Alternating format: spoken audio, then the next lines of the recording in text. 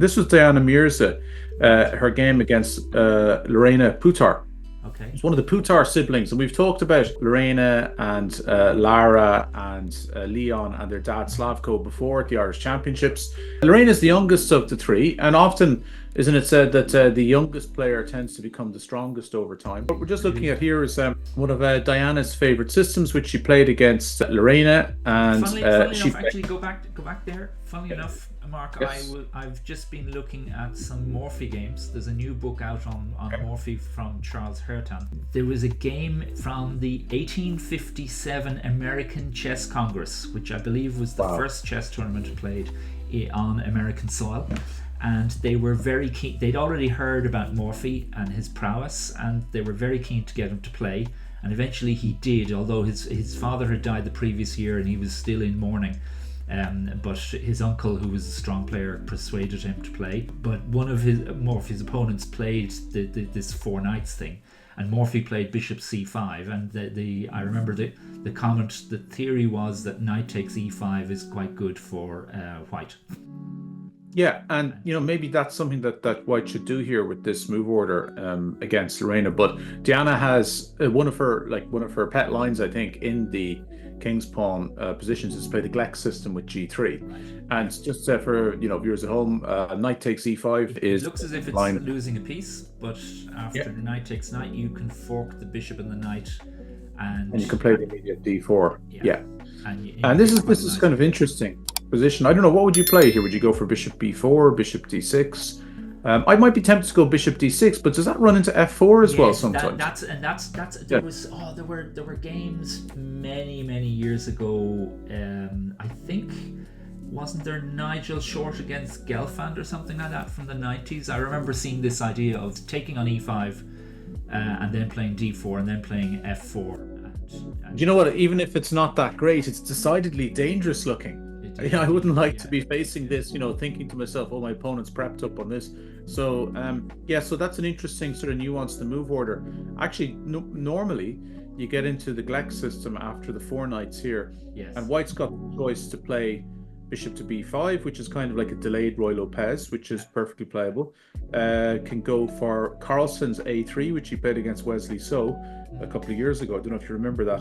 Kind of a useful move.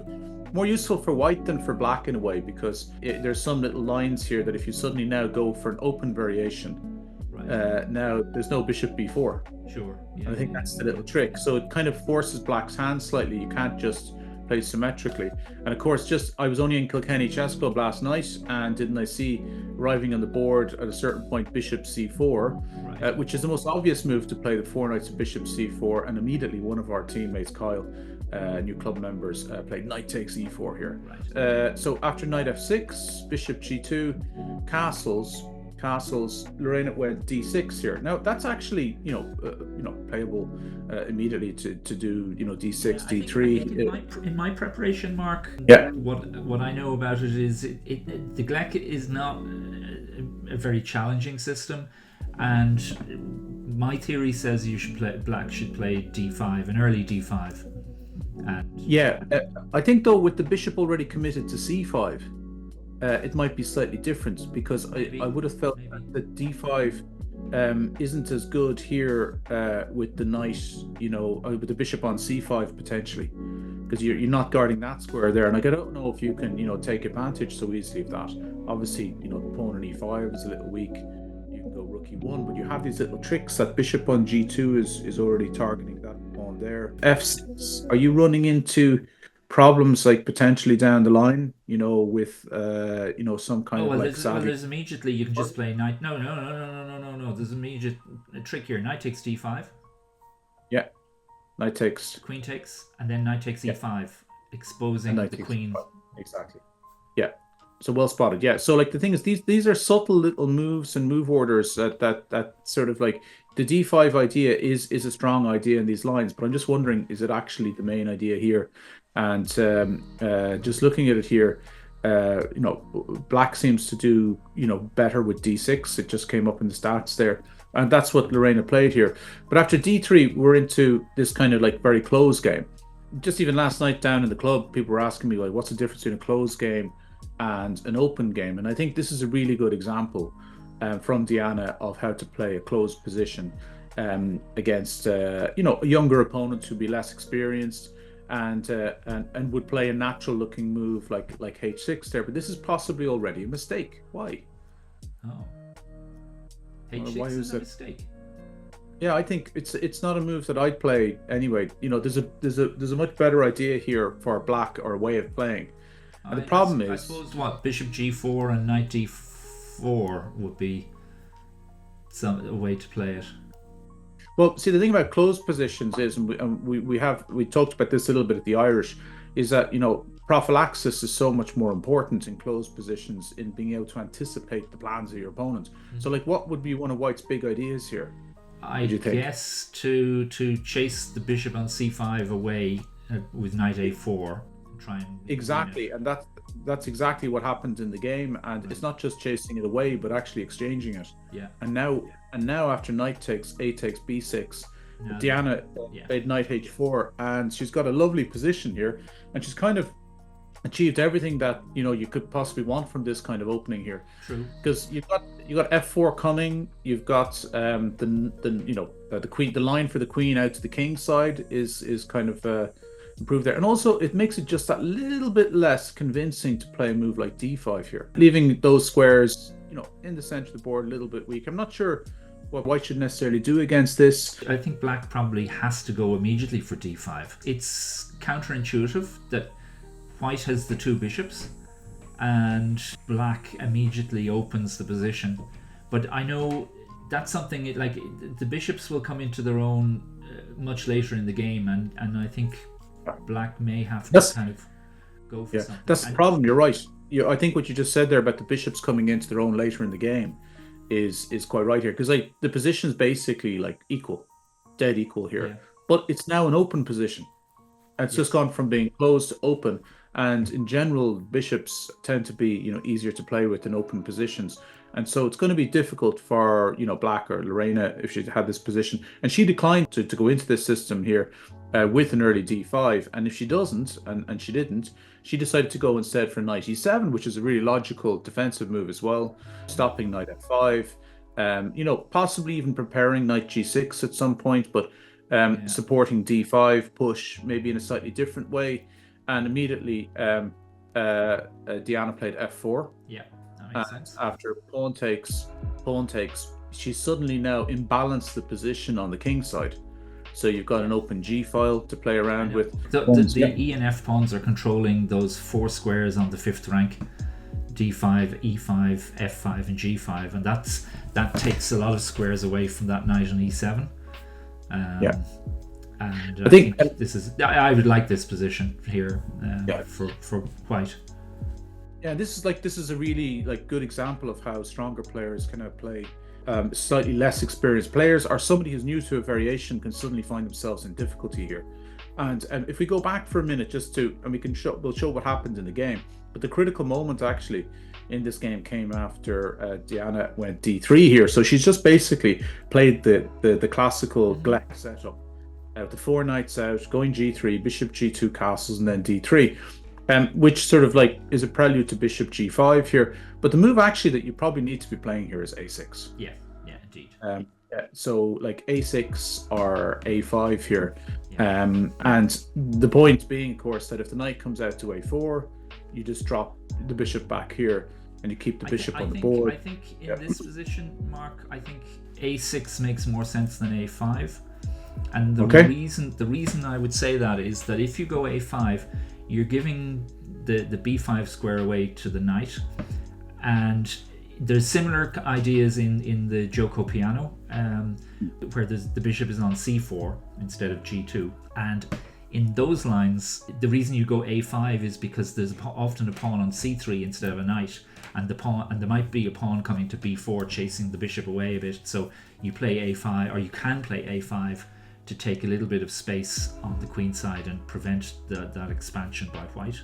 But it also creates a nice target.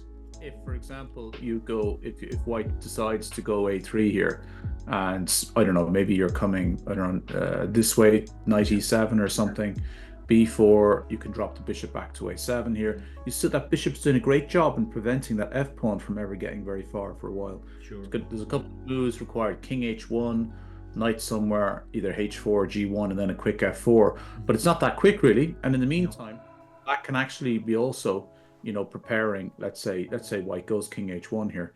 Black could actually be preparing, something like c6 followed by d5 here. So like the second that the knight comes here, d5, and now suddenly, it's a classic flank maneuver, outflanked in the center by an immediate strike, Sure.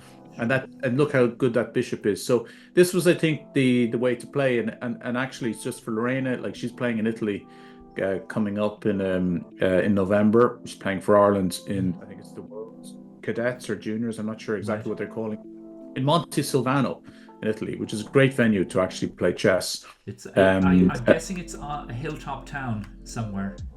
It's not. It's actually the home of Dean Martin, the crooner. That's where he was born. Yeah. So this was kind of just the openings focus. We're going to be doing an sort of like dangerous opening lines focus once a week, and we're going to be doing an endgame focus as well in one of the two broadcasts that we put out.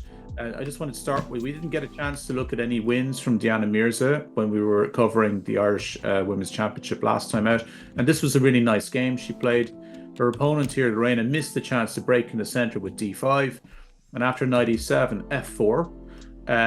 White has everything that she could possibly want here, and she's got this e5 pawn break, the possibility of f5, just constricting Black's positions a little bit more, and this is actually what came to pass. And so probably in this sort of plan-based position, Diana had used virtually no time, and Lorena is now in a really difficult position. She went for an active kind of way of playing with rook a5, but it actually only got her into trouble very fast. The rook tried to play actively here, and I think at this point she realized the rook was in trouble, because after rook takes, queen would take here, or go there, rook c5, b4, rook c6, and c4. And at this point, Lorena had no choice. Well, she felt she had no choice but to play b5. Right. And after takes, rook here, bishop b3. She's either dropping, another pawn.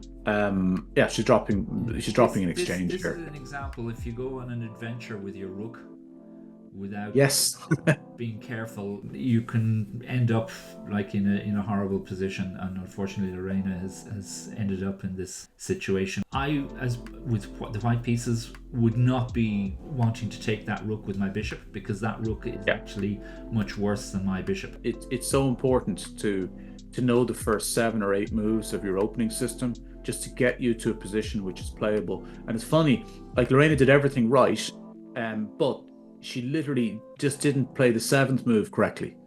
And the 7th move here would be an awareness that after d3, just the simple thing, what's the pawn on d3 doing? It's defending the pawn on e4, which means that this knight is free to play. So if she had gone a6 or a5, after knight a4, bishop comes back, and black is totally in the game. Total equality. But it's one of those unclear positions which will, it'll open up in different ways in the middle game as it goes on. So good win from Diana Mirza. Obviously, Just Mark, on that subject of knowing your openings, it's more important to only play moves that you understand the reasons for. I used to play the poison pawn variation. I think we might be having a look at that later on in the Sicilian Najdorf, and I would play the first 20 moves, and I had no idea why I was playing them, but I knew that Bobby Fischer had played those moves, so they must be good. That's not a good reason to play, because I wasn't as good as Bobby Fischer. We're close. No, don't be doing yourself down, Jonathan. Oh, sorry, I thought you said you weren't as good looking as Bobby Fischer. Sorry, no. You weren't as good a player as Bobby Fischer. Yes, go on. We'll move on swiftly.